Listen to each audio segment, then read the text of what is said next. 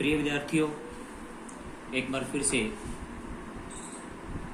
8वीं कक्षा के हिंदी व्याख्यान में आप सबका हार्दिक स्वागत है। विद्यार्थियों, बसंत भाग 3 नामक पाठ्य पुस्तक के अध्याय नंबर 14 अकबरी लोटा, जो कि एक कहानी है, उसका अध्ययन हम पिछले व्याख्यानों में कर रहे हैं। उसी कड़ी में आज एक बार फिर से इसी कहानी को शुरू करेंगे। हमने पिछले व्याख्यान में देखा कि किस प्रकार से जो लाला झाऊलाल हैं उनके हाथ से लोटा छिटक जाता है और वो सीढ़ियों से नीचे जाकर के अंग्रेज अधिकारी को लगता है और अंग्रेज अधिकारी बहुत गुस्से होता है और लाला झाऊलाल के पास जब वो आता है तो उधर से लाला झाऊलाल के मित्र पंडित बिलवासी भी वहाँ आ जाते हैं। और सारी कहानी में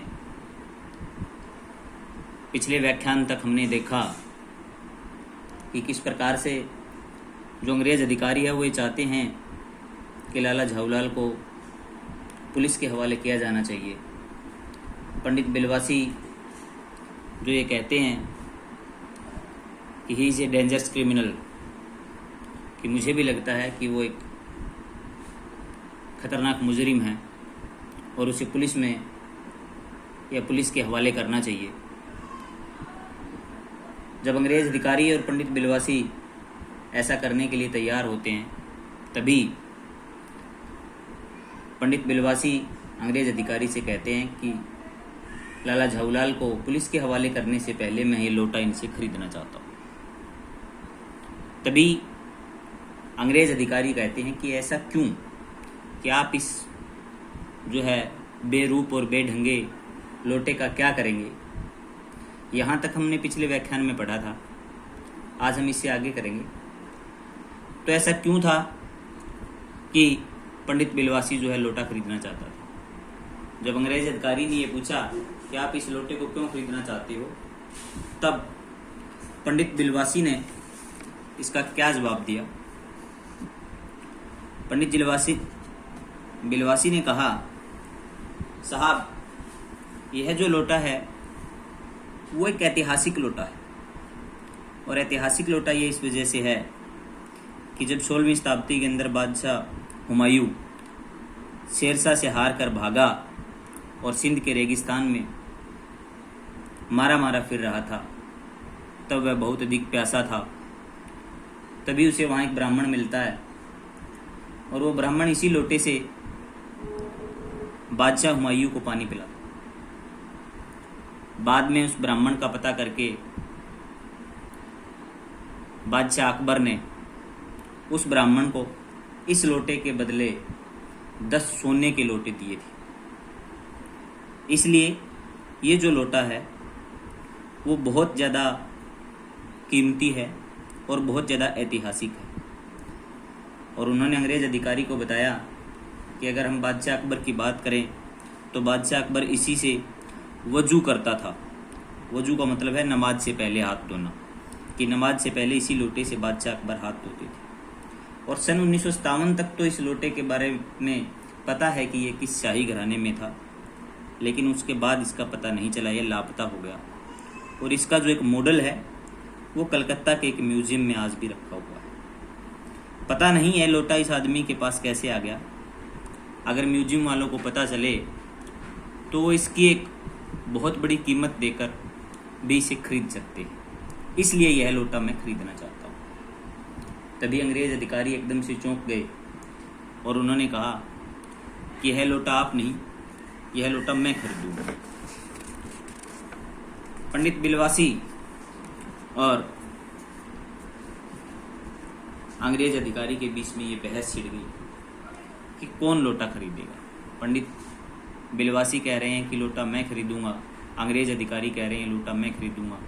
और दोनों में यह बात तय हुई कि जो पैसे अधिक देगा लोटे के, अर्थात जो लोटे की अधिक कीमत लगाएगा वही उस लोटे को ले जाएगा।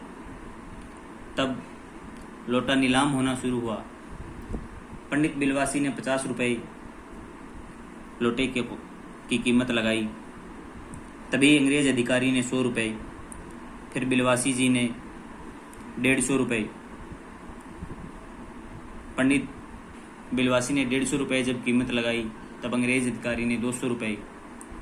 अंग्रेज अधिकारी के पश्चात फिर से पंडित बिलवासी ने लोटे की कीमत 250 रुपये निर्धारित कर दी और 250 रुपये लाला झाऊलाल के सामने फेंक दिए कि ये लो, उठाओ कीमत और लोटा मेरा।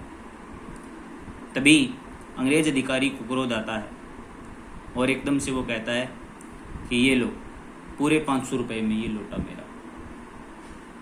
तभी एकदम से पंडित बिलवासी बड़े निराश हुए और उन्होंने पैसों को, जो पैसे उन्होंने लाला झाऊलाल के सामने फेंके थे, उनको इस प्रकार उठाया जिस प्रकार की वो अपनी आशाओं की, अपनी उम्मीदों की लाश उठा रहे, और कहा, अंग्रेज अधिकारी से पंडित बिलवासी ने कहा, ले जाइए, लोटा आपका हुआ। और ये बात सुनते ही अंग्रेज अधिकारी के मन में एक खुशी की लहर दौड़ गई। खुशी की लहर दौड़ते ही उन्होंने कहा कि अब मैं हंसता हुआ अपने देश लौटूंगा। मेजर डगलस की डींगे सुनते सुनते मेरे कान पक गए। तभी पंडित बिलवासी ने पूछा कि ये मेजर डगलस कौन है?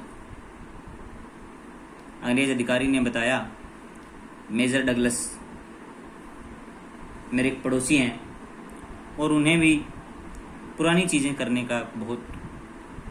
चीज़ों को संग्रह करने का बहुत बड़ा शौक है। पिछले वर्ष वे हिंदुस्तान आए थे और यहाँ से जहांगीरी अंडा ले गए। जहांगीरी अंडा, ये क्या होता है? पंडित बिलवासी ने प्रश्न किया। विद्यार्थियों, आज के लिए ये कहानी यहीं तक। अगले व्याख्यान में हम आपको बताएंगे कि किस प्रकार से जो जहांगीरी अंडा है वो मेजर डगलस ने खरीदा और कहाँ से खरीदा और क्यों खरीदा। आज के लिए इतना ही। धन्यवाद।